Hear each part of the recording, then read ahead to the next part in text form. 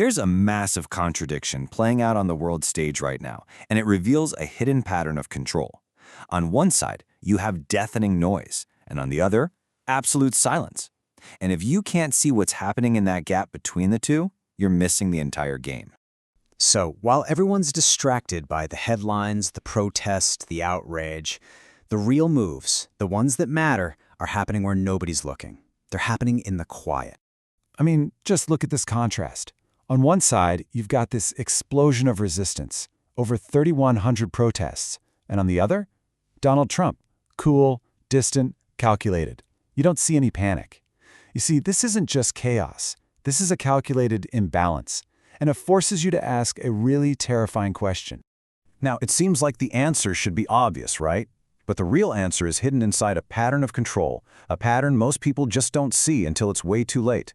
It's a pattern specifically designed to take a movement's greatest strength, all that passion, and turn it into its fatal weakness.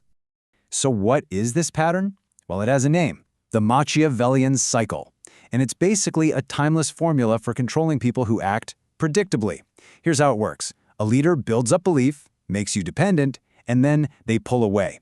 That distance creates this vacuum, this predictable outrage. And that outrage can be shaped, it can be redirected, it can be used. It all unfolds in 4 very deliberate stages. First, you build that relationship, that dependence.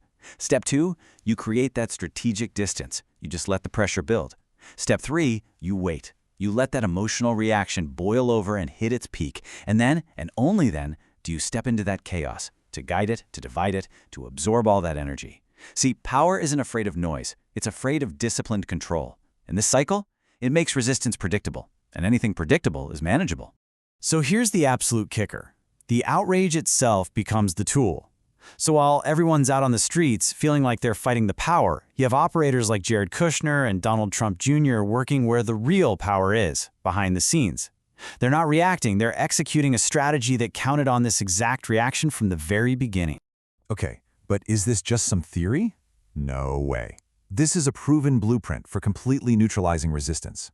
And we've seen this exact pattern play out before, with absolutely devastating consequences in 2 of the biggest movements of our time.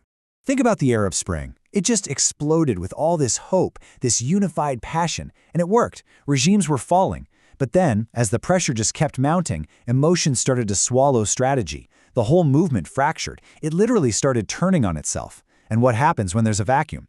A more disciplined force steps in. In this case, the military. They stepped into the chaos and locked down even tighter control. The movement had the passion, it had the numbers, but it totally lost its presence of mind. And then you have 2020.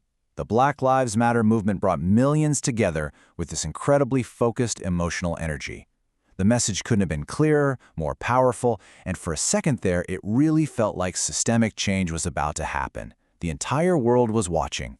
But as that pressure intensified, what happened? All it took was a fraction of uncontrolled actions, a few images of chaos splashed across the news, for opponents to discredit the entire cause. And that's the danger right there.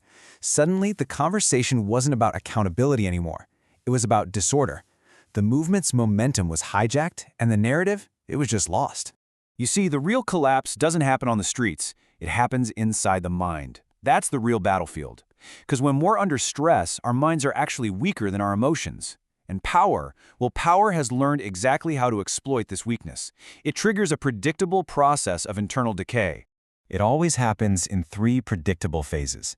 First, the message gets weak. What was once a clear demand just becomes noise. Second, perception splits. The public isn't talking about the core issue anymore. They're talking about the instability and chaos of the movement. And finally, the internal cracks start to show.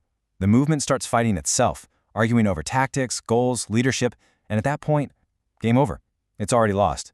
And get this, while all of this internal collapse is happening, the real players, they're not reacting to the noise at all.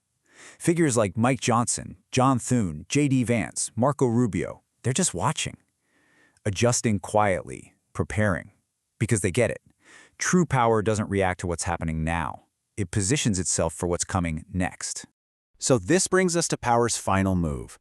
Because with this pattern already rolling, the resistance is now being forced down one of three inevitable paths. And the choice it makes right now, that choice will determine everything. Okay, so path 1, discipline.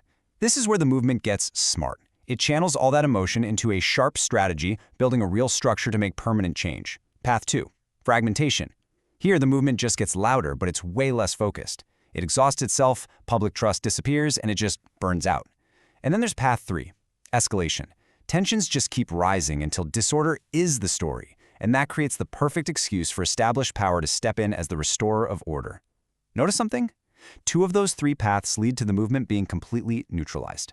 And this is where it gets really chilling. The single most dangerous moment for any movement is the one that feels like a victory. Because you have to understand, power doesn't always need to stop a movement. Sometimes the smartest move is to just let it happen, because you already know exactly how it's going to end. So the final question we're left with isn't about the passion you see in the streets. It's something much, much darker. Once you can see this pattern, you have to ask yourself, are we really watching the rise of resistance? Or are we just watching the predictable, emotional fireworks that give power the perfect cover to quietly secure itself for what comes next?